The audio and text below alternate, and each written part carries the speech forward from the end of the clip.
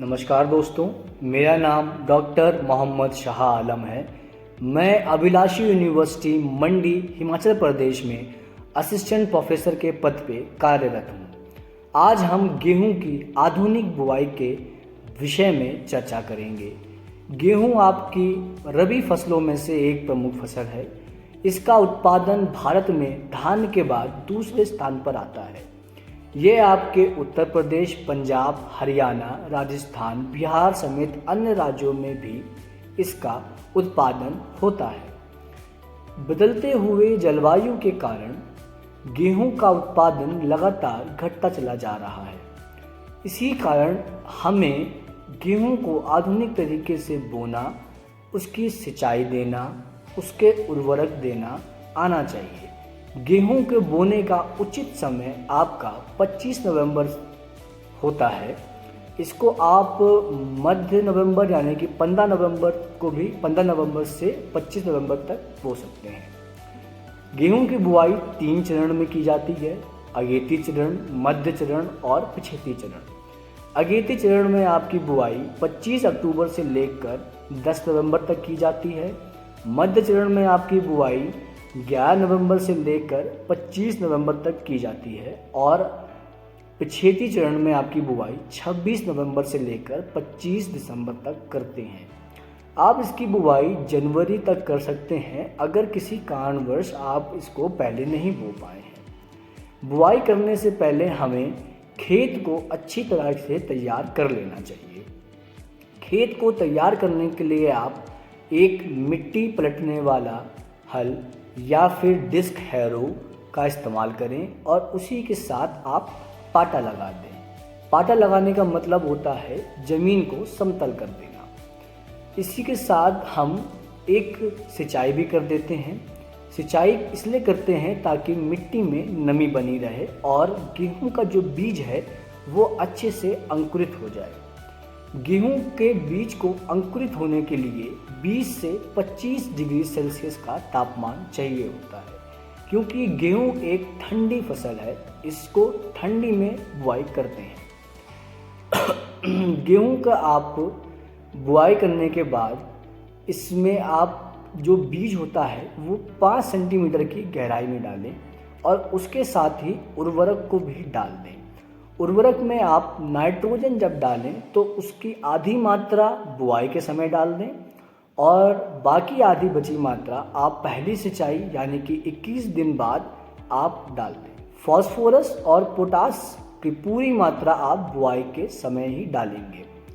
आधुनिक तरीके से बात करें तो अब हम जीरो टिलेज या फिर हैप्पी सीडर का इस्तेमाल करते हैं बुआई करने के लिए, जिससे हमें खेत की तैयारी नहीं करनी पड़ती है और हमारा जो खेत के तैयार करने में पैसा जाता है उससे हम बच जाते हैं। इसके अलावा आप जब उर्वरक का इस्तेमाल करें तो उर्वरक की मात्रा हमेशा ध्यान रखें, ज़्यादा इस्तेमाल ना करें और सही समय पर इस्तेमाल करें। उर्वरक की मात्रा जो हम जानते हैं वो है 120 किलोग्राम नाइट्रोजन 1 हेक्टेयर में, 60 किलोग्राम फास्फोरस और 40 किलोग्राम पोटास। ये आपका क्षेत्र के हिसाब से बदल जाता है, लेकिन इसमें सिर्फ ज़्यादा अंतर नहीं आता, 10 किलो का ही अंतर आपका आता है। अब हम बात करते हैं सिंचाई की। अगर आप गेहूं की बात करें तो उसमें वैसे 5 सिंचाई दी जाती हैं, लेकिन किसी कारणवश आपके पास पानी की कमी है या सिंचाई नहीं दे सकते हैं तो आप सिर्फ एक सिंचाई भी दे सकते हैं और वो सिंचाई आपको 21 दिन में देनी है। बुआई के बाद 21 दिन में देनी है। अगर आपके पास 2 सिंचाई हैं तो एक 21 दिन में दे दीजिए और दूसरे जब आपके किल्ले निकलने लगे, जिसे ट्रिल्लिंग स्टेज कहते हैं, उस टाइम दे दीजिए। आप 5 सिंचाई भी दे सकते हैं अगर आपके पास पानी ज़्यादा है या फिर सिंचाई का आपके पास स्रोत अच्छा है। इसके अलावा अगर हम बात करें तो मिट्टी को तैयार करने के बाद इसमें आप फर्रो भी बना सकते हैं। ये फर्रो मेथड, जैसे आप आलू की खेती करते हैं फर्रो में, वैसे ही आप गेहूं की खेती भी उसमें कर सकते हैं। उससे क्या होता है कि आपका पानी की बचत हो जाती है और मिट्टी अच्छी रहती है। 35% पानी आपका बच जाता है। जब हम खरपतवारों की बात करते हैं तो खरपतवार में जो प्रमुख खरपतवार हैं आपके जो गेहूं में लगते हैं, वो जैसे कि आपके गेहूं का मामा, जंगली जई, बथुआ, हिरनखुरी जैसे खरपतवार आपके गेहूं के खेत में पाए जाते हैं। इसकी रोकथाम के लिए आप निराई गुड़ाई भी कर सकते हैं या फिर आप सल्फोसल्फुरॉन या मेटसल्फुरॉन का स्प्रे कर दें। जब आप सल्फोसल्फुरॉन का स्प्रे करें तो उसका जो डोज होता है वो होता है 1.5 kg यानी कि 1.5 kg AI पर हेक्टेयर। इससे आपका खरपतवार पूरी तरीके से थम जाएगा।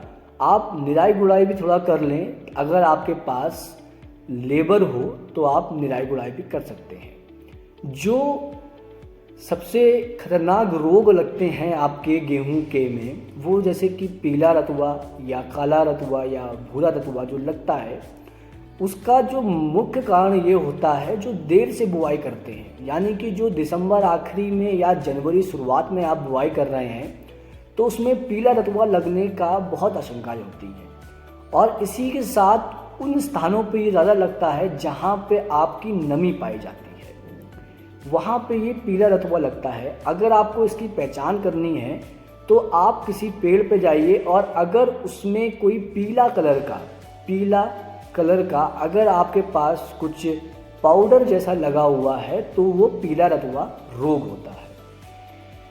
इसके रोकथाम के लिए आप प्रोपिकोनाजोल 25 ग्राम AI पर हेक्टेयर के हिसाब से इस पर स्प्रे कर दें, इसका रोकथाम हो जाता है। या फिर आप रेजिस्टेंट जो वैरायटीज़ होती हैं, यानी कि जो रोकथाम वैरायटियाँ होती हैं इसकी, उसका इस्तेमाल कर सकते हैं।